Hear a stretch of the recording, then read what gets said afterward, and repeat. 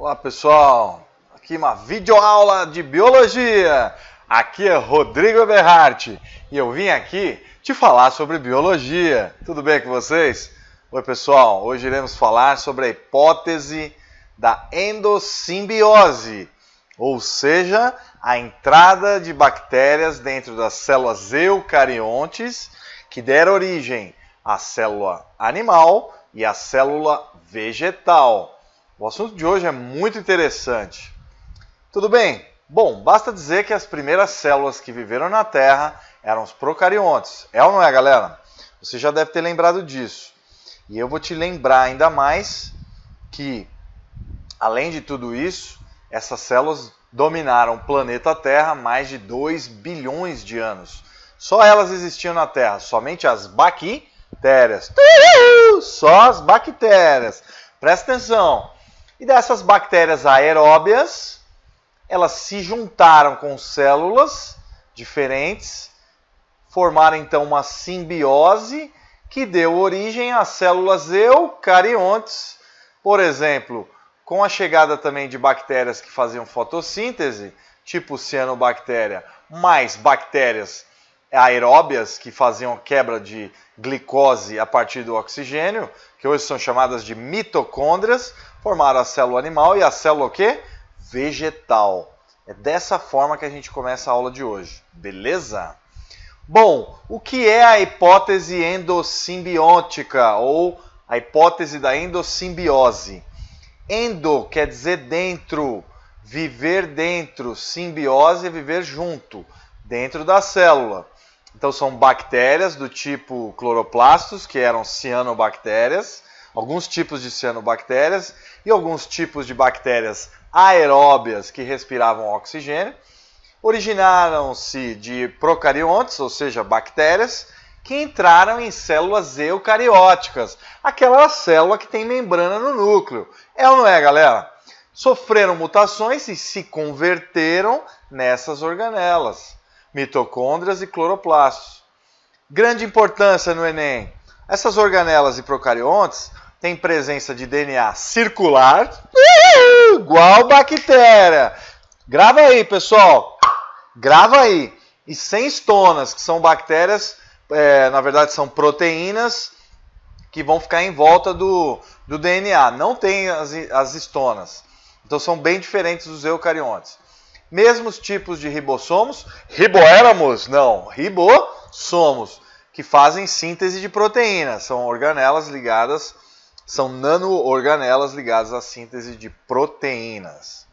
Características desses seres que deram origem aos cloroplastos. São cianobactérias, que seriam os precursores dos cloroplastos. E bactérias aeróbias não clorofiladas seriam os precursores das mitocôndrias. Vale lembrar, presta atenção, que todas as mitocôndrias na nossa espécie humana vêm da mãe. Somente o óvulo vai doar mitocôndrias para o feto, para a menina e para o menino. Tá certo, galera? Isso é extremamente importante. Então, dando zoom, procariontes, bactérias aeróbias, sim, foram englobadas por células primitivas, ainda no processo de simbiose entre procariontes e procariontes, e deram origem aos eucariontes, com a membrana nuclear. Isso posteriormente, bilhões de anos depois do início das primeiras bactérias. E aí a célula animal, contendo mitocôndrias, não contém cloroplastos. Nas células vegetais já ocorre o contrário. Tem presenças de mitocôndrias, porque realizam respiração aeróbia, e também de cloroplastos, porque realizam fotossíntese. Terminamos esta aula e as curiosidades. Então lembre que o processo de endossimbiose é o englobamento de uma organela, que no caso era uma bactéria, uma célula procariótica aeróbia. Então essa é uma célula ancestral. Foi englobado.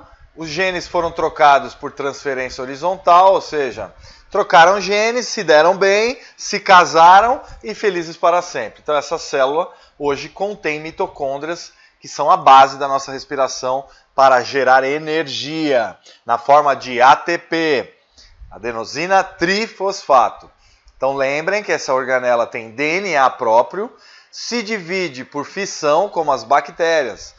E o projeto Genoma detectou que essas bactérias, essas mitocôndrias, são muito similares às mitocôndrias aeróbias atuais, algumas delas, ok?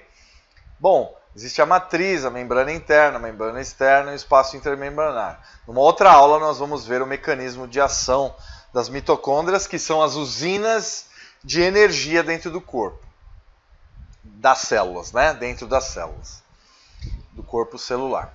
E aqui, uma célula eucariótica primitiva que deu origem aos vegetais, célula vegetal, uma bactéria fotossintética que se uniu também a essa célula que tinha mitocôndrias, formando então a célula vegetal que a gente conhece hoje, que deu origem a todas as células vegetais conhecidas hoje.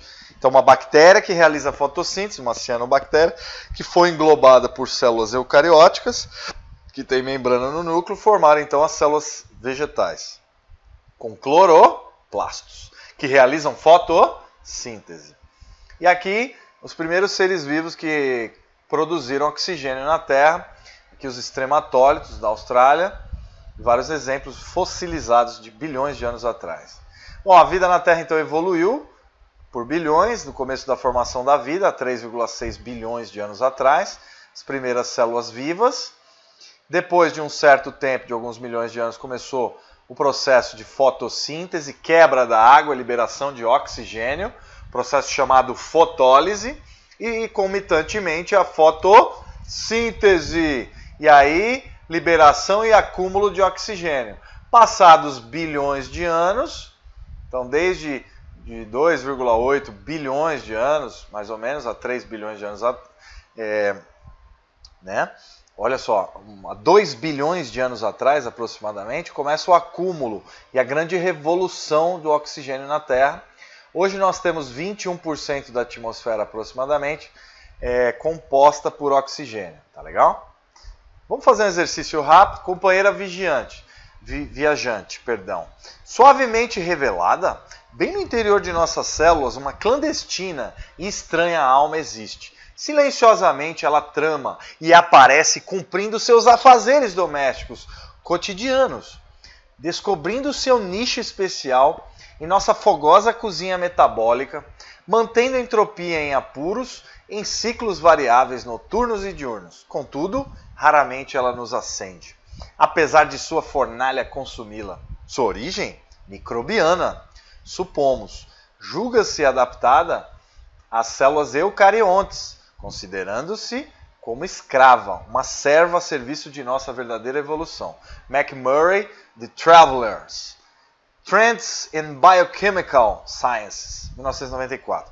A organela celular descrita de forma poética no texto é o centríolo, lisossomo, mitocôndria, complexo de Golgi, retículo endoplasmático, liso.